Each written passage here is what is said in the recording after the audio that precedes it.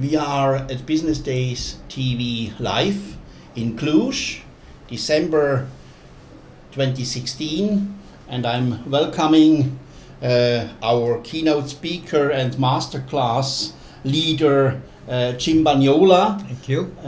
So very welcome. We will speak about becoming a professional human being. But first of all, our audience want to have some more information about your person, about your career, about your competencies, your fields of expertise. Please present yourself, Jim. I'm a professional coach, coaching executives. I coach Fortune 500 executives. I train in leadership and management skills. And I have been doing this now 25 years. Wow. And I have been... So you have a Chabili, yeah? Yeah, yes. And I've been to 95 countries now. Wow. Switzerland is one of the most beautiful. And I have academic background of masters in psychology, counseling psychology, a master's in human development, and I studied political science in undergraduate school. That was leadership when I went to school. And then I have a PhD from management faculty, and my entire writing for the final paper was called Becoming a Professional Human Being. So my So we're speaking about your PhD. my thesis was came out to be great, a book great. with this title. Yeah, great. Yeah. So this is your entire situation and your story.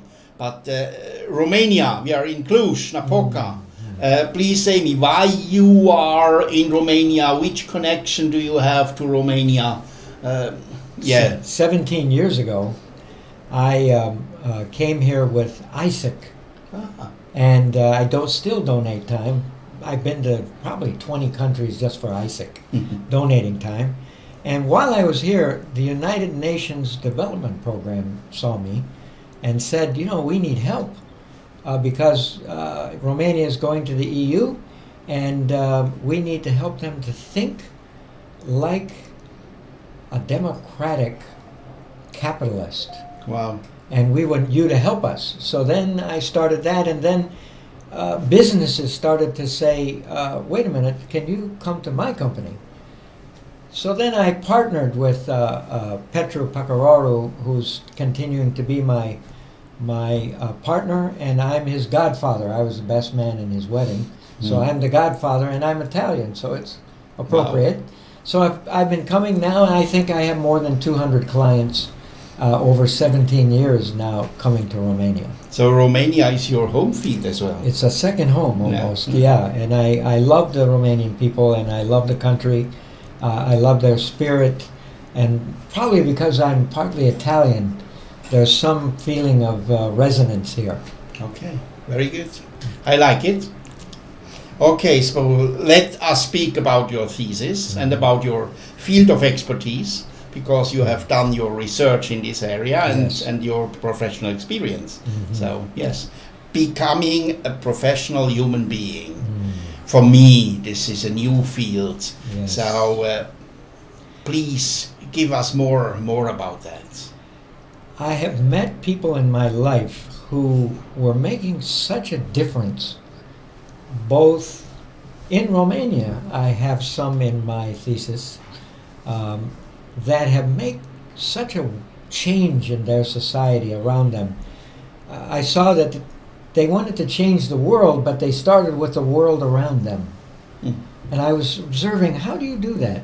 Why do you inspire me? And then I realized everything they were doing had a physiological counterpart.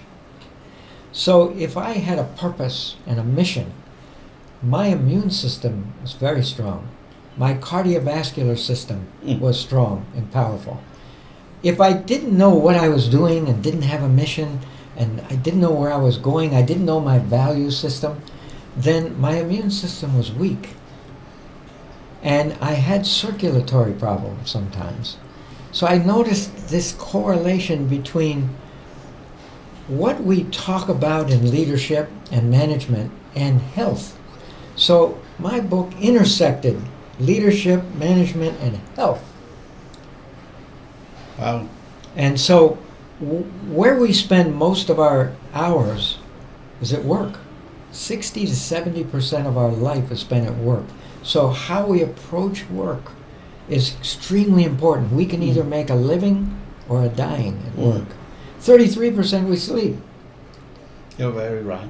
Yeah. And I have an office in Tokyo, one in Bucharest. So in Tokyo, in Japan, they have a word, karoshi. Karoshi means death by overwork. 10,000 a year die at their desk. The key competence of managers. Yes, yes, yes. And so I was fascinated by, you have a word for this? Karoshi.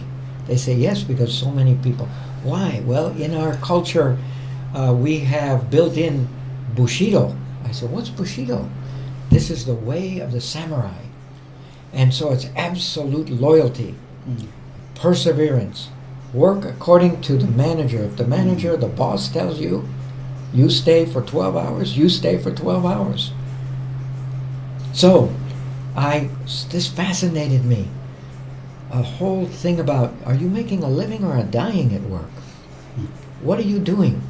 Because we should be making a living that reverses our biological age process. And that's really the essence of becoming a professional human being. These people are healthy, they inspire others, they are leaders themselves, they are successful, they are happy, and they come in all forms. I start my book with a shoe shiner. Wow. Who said to me, I noticed he's of excellence. So I say to him, how long have you been a shoe shiner? And he said, oh no, I'm not a shoe shiner. I said, what are you? He said, I'm a leather technician. Wow. Great. And I'm the best in the world at what I do. And I said, what's the difference between shoe shiner and leather technician? I'm an artist. And I'm on a mission. What's your mission? I beautify the world down low.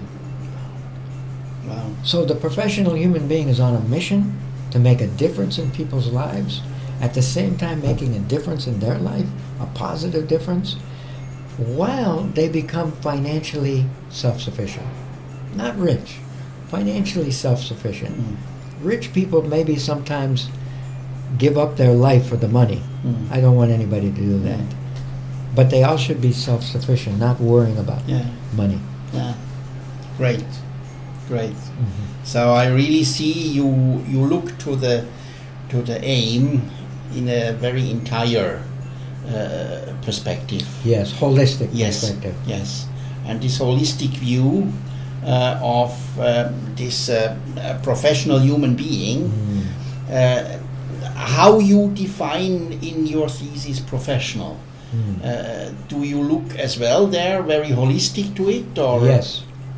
Yes, you are right. You know, if we look at just someone who's playing football in the backyard, they're amateur. But as soon as somebody wants to pay you for this, then you become professional. In the PhD, I call it, instead of getting the PhD, you get the PhB, professional human being. Very good. So it's like taking a course to get this PhB. And these professional human beings are more human. Meaning, for instance, I have values. And so you ask people, what are your values? What is that? This is what I value most in life.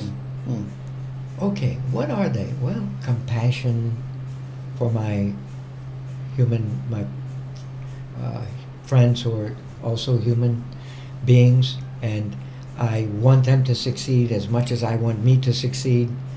And then I found, if you don't practice your value and you compromise it, you don't like yourself. When you don't like yourself, your immune system shuts down. I understand. And you're open to disease. Yeah, So I don't care who knows about your values, you know about them. very good. And you must not compromise them for yourself.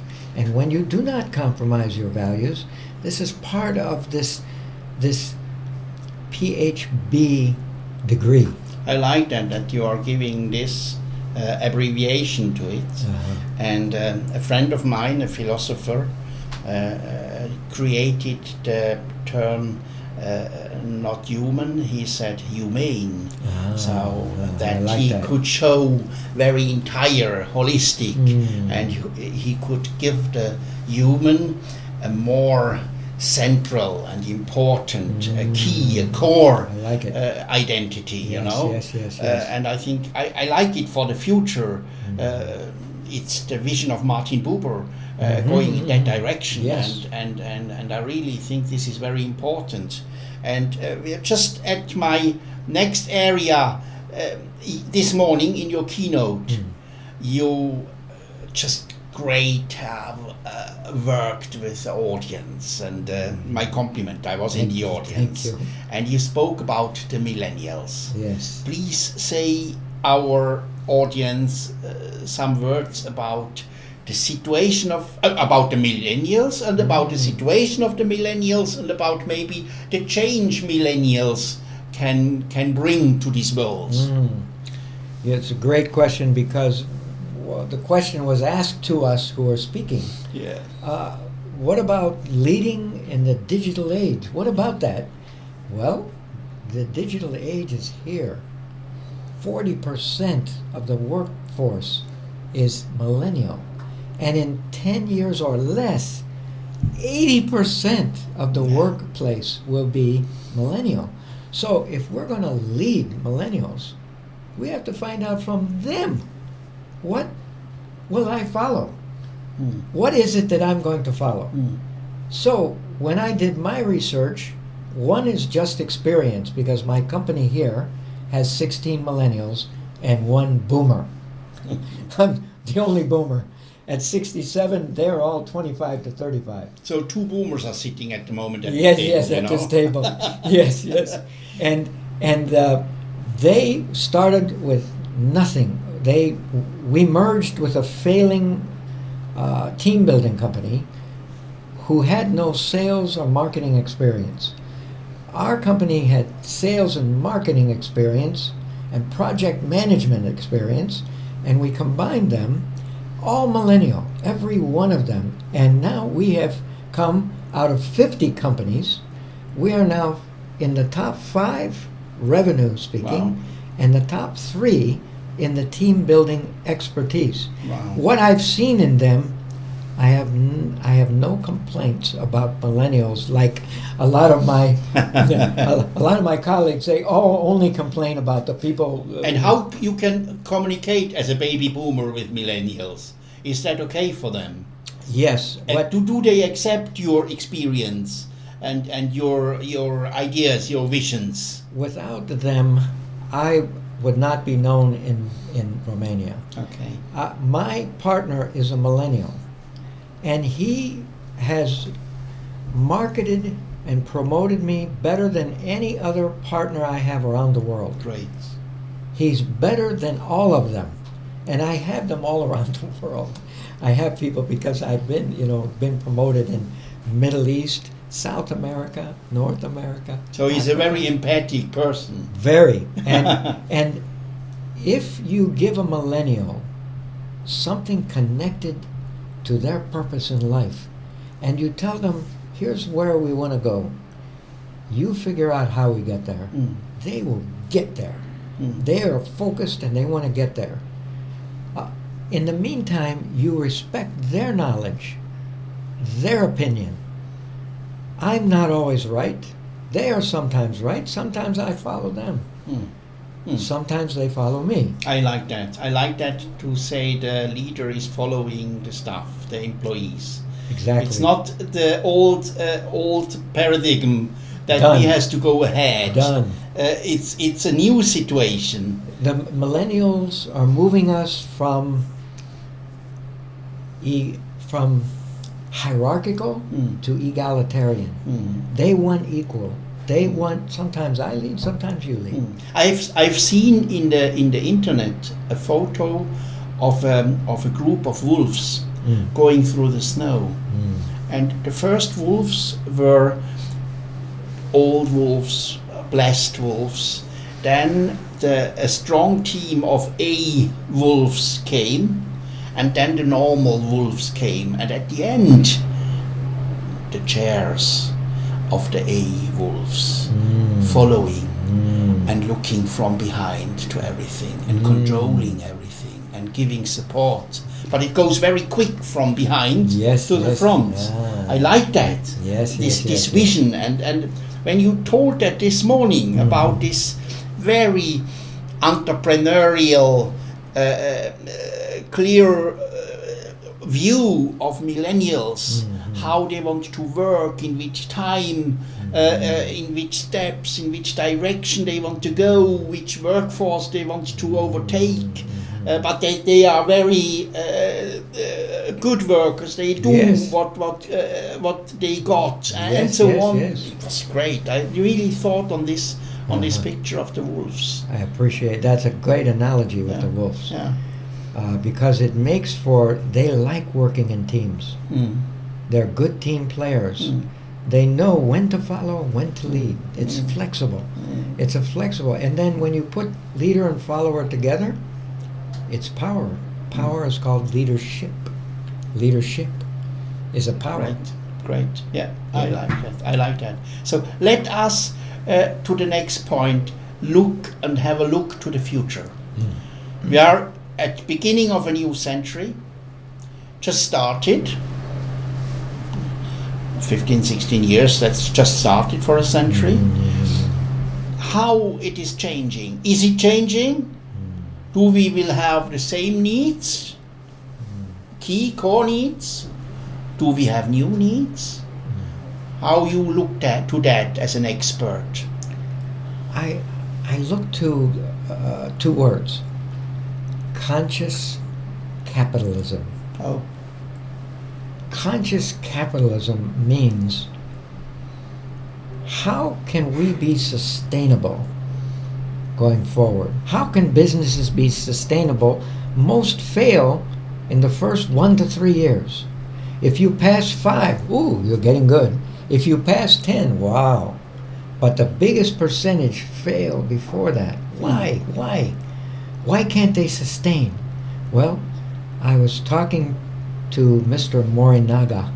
They have the #1 candy company in Japan. I say to him, how did you start in candy? My grandfather went to the United States, learned how to make candy, came back to Japan, and started his company.